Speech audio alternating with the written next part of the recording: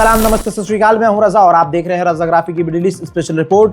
Iran के साथ क्या होने वाला है, मिडिल ईस्ट में क्या चल रहा है, आपको मालूम है।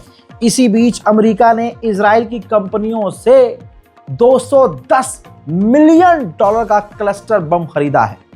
वैसे तो क्लस्टर बम बैन है, इलीगल है, इस्तेमाल नहीं किया जा सकता, लेकिन बात अमेरिका की अगर आ जाए तो अमेरिका कुछ भी कर सकता है, इजराइल कुछ भी कर सकता है।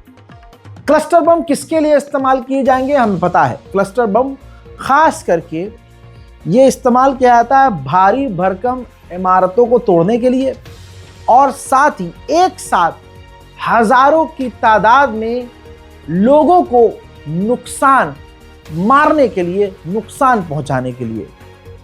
इशारा ये तो भैया क्लियर है कि अमेरिका ईरान के साथ क्या करने की तैयारी में।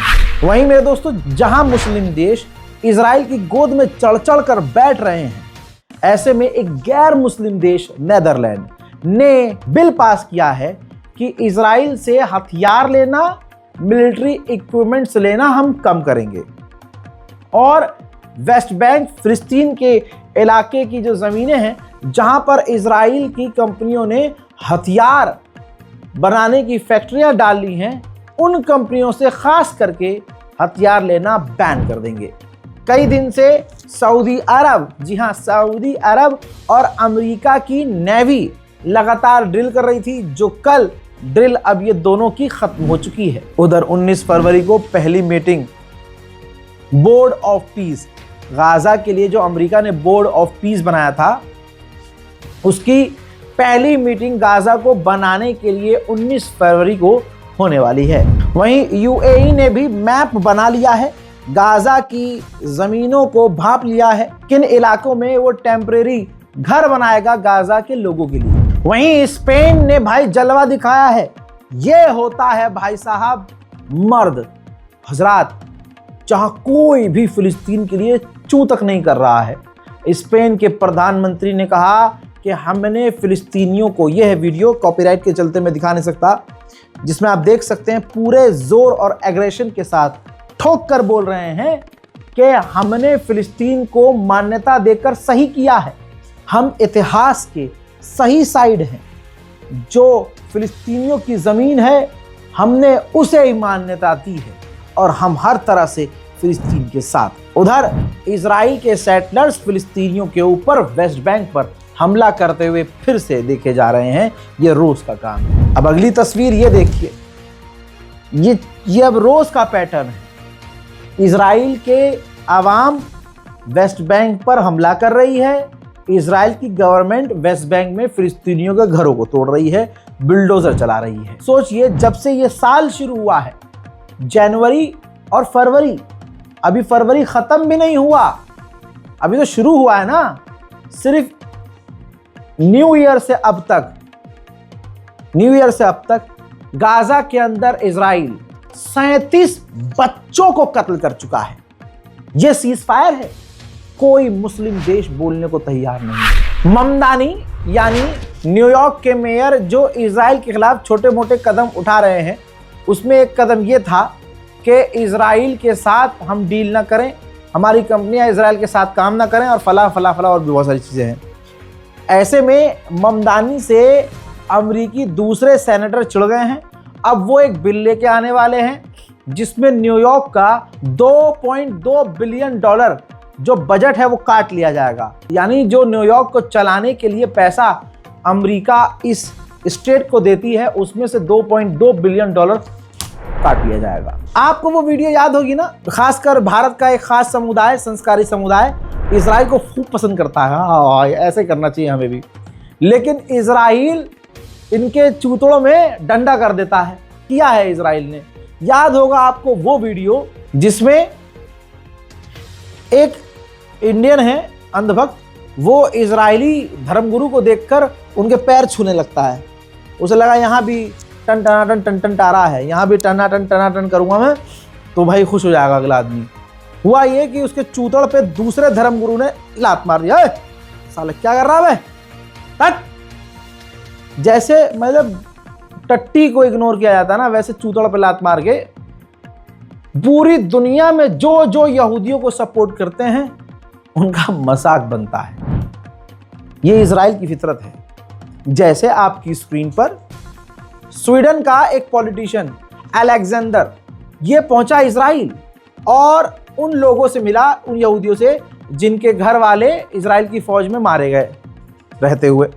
तो भाई ये उसके घुटने को पकड़ कर, जिसके घर का व्यक्ति मारा गया इजराइल की फौज का, भाई घुटना पकड़ के रो रहा था। उसके आगे घुटने के बल बैठ के उसके घुटने पे पैर पर हाथ रख के रो रहा था हैं। लेकिन आजू बाजू के आप लोगों को देखिए, जो दूसरे यहूदी हैं, जो उसके साथ के यहूदी हैं, इजरायली हैं, वो हंस रहे हैं।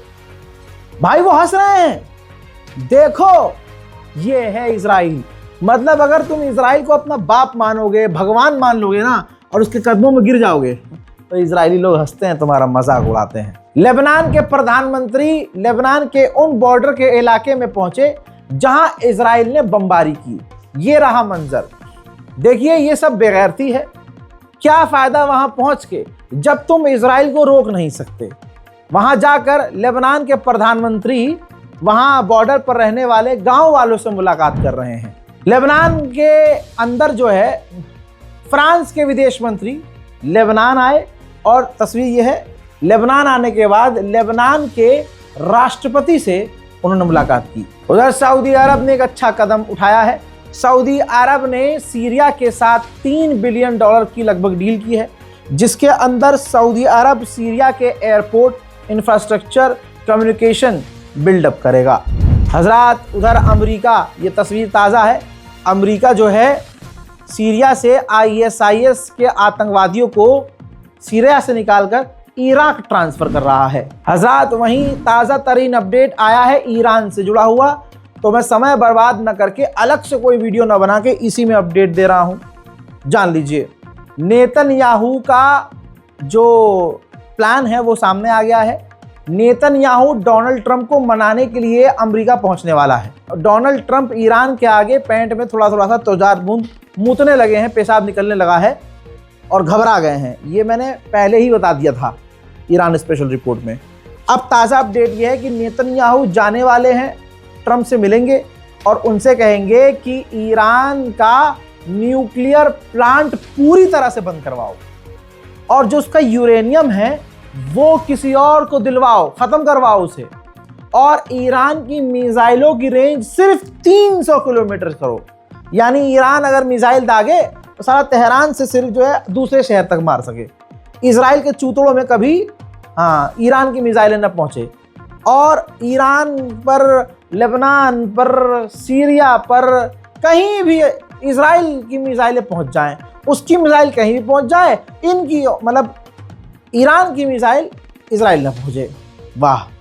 साथ ही दोस्तों मेन पॉइंट एक ये भी है जिसके लिए नेतन्याहू मनाने वाला है ट्रंप को, कि ईरान अपने तमाम प्रॉक्सीज से, अपने दोस्तों से दूर हो जाए।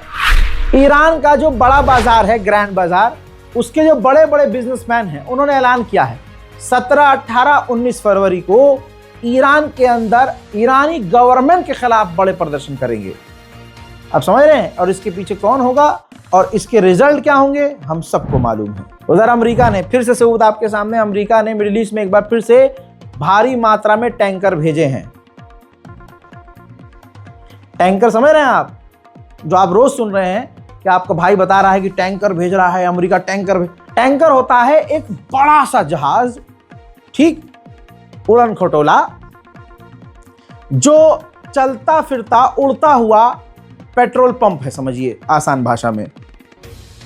फाइटर जेट ईंधन बहुत तेज पीता है, तो भाई जब ये फाइटर जेट कहीं हमला करने जाता है तो भाई उसका डीजल जब खत्म होता है, ईंधन उसका खत्म होता है, तो वो लैंड करेगा, फिर भरेगा ईंधन, फिर उड़ेगा, तो उससे टाइम खराब होगा, ठीक। तो ऐसे में इस टैंकर को इस्तेमाल किया जाता है।